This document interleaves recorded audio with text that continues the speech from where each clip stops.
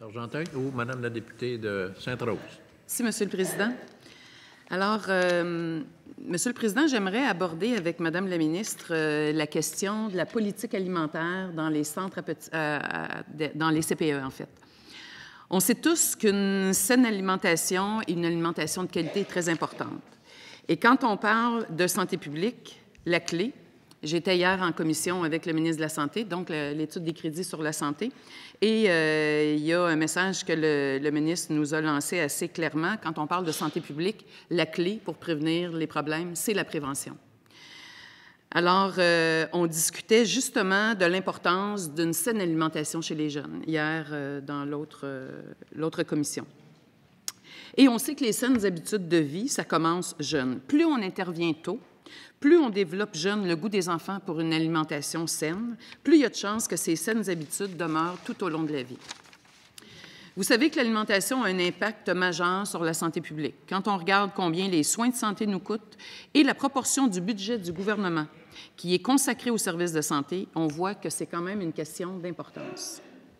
En commission hier, on a parlé notamment de la prévalence de l'obésité chez les enfants et les adolescents. Et on sait que les enfants obèses ont 2 fois plus, ou peut-être même plus que 2 fois plus de chances de le demeurer à l'âge adulte. Et habituellement, les problèmes d'obésité viennent souvent avec des comorbidités, c'est-à-dire d'autres maladies qui sont induites par l'obésité. On pense au diabète, on pense à l'hypertension, aux maladies cardiaques. Il y a même des programmes, on en discutait hier en commission, de chirurgie bariatrique qu'on développe de plus en plus parce qu'on sait et on constate que l'obésité coûte très cher en soins de santé, en plus de diminuer la qualité de vie des personnes qui en souffrent. L'obésité est un fléau, c'est vraiment un problème de société et on doit tout mettre en œuvre pour le contrer. L'obésité est un problème de santé complexe. Si ça pouvait se résoudre par une simple diète, il n'y aurait pas tant de personnes qui en souffrent et il y aurait, Monsieur le Président, bien des heureux. Cela me ramène à la prévention. On s'est donné un réseau de services de garde de qualité, notamment parce qu'on souhaite intervenir de façon précoce dans plusieurs dimensions de la vie des enfants. Alors, Madame la ministre, pouvez-vous nous parler de la politique alimentaire des centres à la petite enfance du Québec? Quels sont les objectifs? Comment sont concoctés les menus? Est-ce que les menus sont élaborés et approuvés par des diététistes? Comment on s'assure de la qualité nutritionnelle, de la qualité de ce qu'on sert à nos enfants dans les CPE? Est-ce que les cuisinières ont de la formation sur le guide alimentaire? Enfin bref, pouvez-vous nous donner les principaux éléments de la politique alimentaire des CPE? Madame la ministre. Oui. D'abord, je conviens avec vous que c'est sûr que quand on commence à la jeune enfance, particulièrement tout ce qui est la prévention, assurément, on est gagnant. D'avoir instauré des services de garde éducatifs au Québec et d'y investir quand même des bons montants nous permet, de bien préparer nos petits pour la suite des choses. Puis je pense qu'on est gagnant sur toute la ligne. Il y a différents niveaux, là, mais on a ce qui est important au départ, c'est qu'on a un programme éducatif. Puis dans le programme éducatif, on parle de la jeune enfance, dans le programme éducatif, c'est pour ça qu'on insiste beaucoup du programme éducatif. Dans le programme éducatif, il est clairement identifié qu'il faut apprendre vraiment à faire de la prévention au niveau des saines habitudes de vie, des saines habitudes alimentaires, des comportements qui influencent de manière positive sa santé et son bien-être. C'est même dans ma loi. Pas la mienne, mais personnellement, la loi des services de garde. Je me suis pas mal appropriée. La loi dans les services de garde. Donc, ça, c'est absolument, je pourrais dire, de base. Bon, là, on rentre dans différents aspects parce qu'il y a des exigences. Là. On a des exigences dans nos services de garde. En alimentation particulièrement, on doit faire l'affichage de menu, le respect du menu, l'équilibre du menu, la quantité des aliments, parfois des diètes spéciales, conservation des aliments, hygiène, manipulation des aliments, la qualité des aliments et les exigences particulières d'un parent aussi, parce qu'il y a concernant l'alimentation, il y a des enfants qui ont des exigences particulières. Donc, c'est sûr que le menu, il y a nos cuisinières sont À chaque fois que je visite un centre à petite enfance, je suis allée avec vous d'ailleurs. Nos cuisinières sont extraordinaires. C'est très équilibré. C'est suivi beaucoup. Je pourrais vous dire que toute la partie alimentation, là, c'est assez précieux dans nos services de garde. C'est suivi beaucoup et les parents sont aussi exigeants. Les parents demandent beaucoup. C'est ça qui est intéressant aussi. Les parents insistent. Les parents veulent les conseils d'administration, en particulièrement nos centres à petite enfance, je peux vous dire que mais nos services de garde privés aussi font beaucoup pour la saine alimentation. Dans ma loi aussi, sur mon règlement, alors, parce que mon règlement, effectivement, on a un règlement aussi, les prestataires de services de garde doivent, lorsqu'ils fournissent aux enfants des repas et des collations, s'assurer qu'ils sont conformes au guide alimentaire canadien publié par Santé Canada.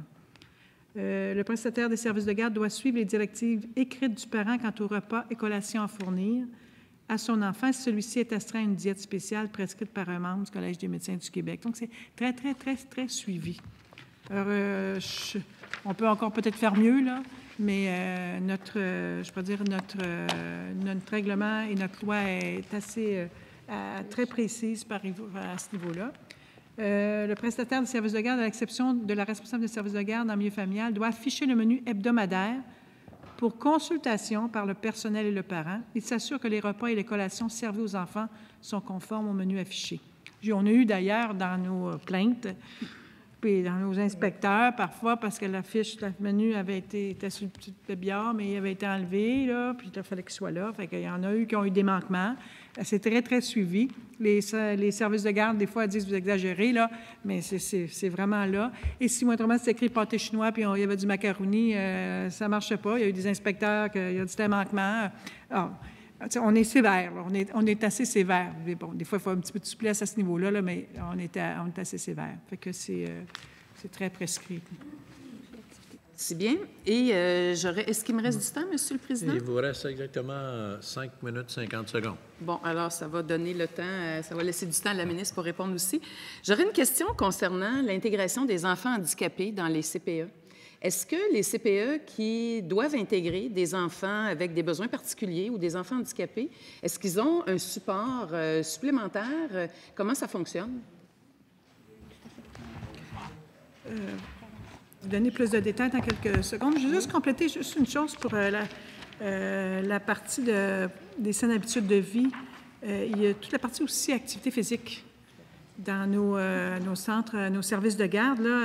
L'obligation d'un aire de jeu. Hein, on oblige un aire de jeu extérieur qui soit attenant au service de garde, donc c'est là, ou parc pas loin. Là. Ça, c'est des exigences lorsqu'on fait la demande de place. Là, on doit s'assurer que l'emplacement doit être pas loin d'un parc. Si tu ne peux pas dans ta cour avoir un espace de jeu, là, minimalement, là, mais l'espace de jeu qui soit vraiment à côté. Puis le parc, il faut qu'il soit à 500 mètres, c'est ça? Moins de 500 mètres. Moins de 500 mètres. C'est assez exigeant.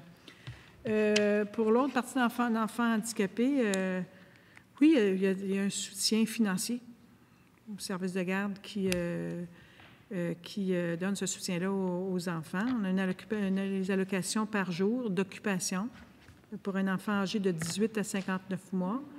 La clientèle visée par un enfant handicapé qu'on a, on a 59 mois ou moins, 60 mois ou plus. Ça, il y a des mesures transitoires qui soient là. Mais la subvention comprend d'une part un montant non récurrent de 2 200 $ par enfant, notamment les frais de gestion du dossier, tout ce qui implique au niveau pour le service de garde. Et il y a d'autres allocations là, qui sont données par jour. Je pourrais vous donner par jour. Elles sont quotidiennes, c'est ça. Quotidiennes par jour, parce que des enfants qui ne sont peut-être pas là nécessairement à 5 jours, là, fait qu'ils sont là. Au nombre total d'enfants, c'est assez quand même... les derniers chiffres qu'on a, là, ce que j'ai devant moi, c'est en 2012. Là, on a 6 009 enfants qui ont un problème d'handicap. On donne 45,5 millions aux centres à petite enfance. Merci. La plupart sont dans les centres à petite enfance. Merci, Madame la Présidente. Il reste à peine 3 minutes 20 secondes. Bien, alors, j'irai avec un petit cri du cœur, Madame la ministre. Je vais plaider pour les pères. Je m'adresse à la ministre de la Famille de façon plus générale.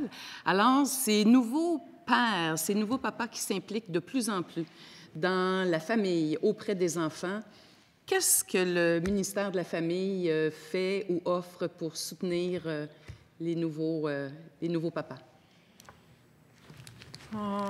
Je pourrais vous en dire, on va m'en sortir là, quelques-uns, parce qu'effectivement, la valorisation du père est importante.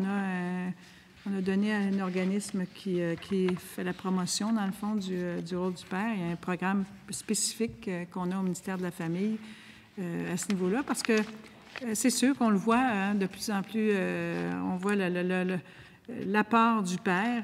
On l'a vu aussi par l'assurance parentale. Hein, beaucoup de pères, il y a des chiffres assez... on n'a pas le temps de vous les sortir, là. C'est pas nécessairement... J'ai pas à gérer l'assurance parentale. C'est dans un autre collègue qui le gère.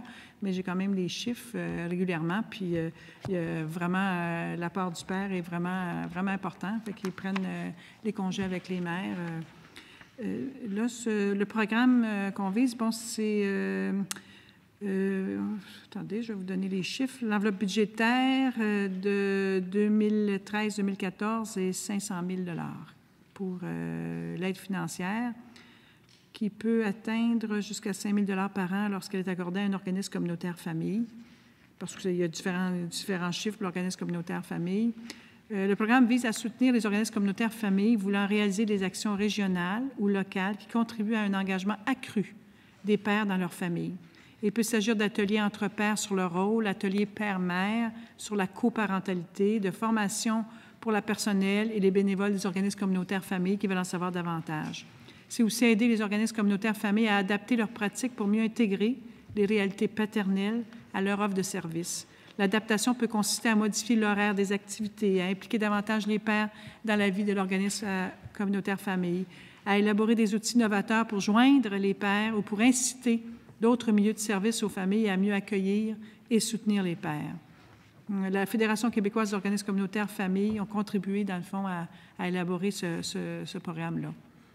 Alors, c'est vraiment un bon programme, puis c'est une belle vision là, de donner aussi un peu d'aide aux organismes communautaires familles pour aider, dans le fond, le rôle parental du père, la partie du père. Merci, Madame la ministre. Ça clôt le bloc de discussion du côté gouvernement.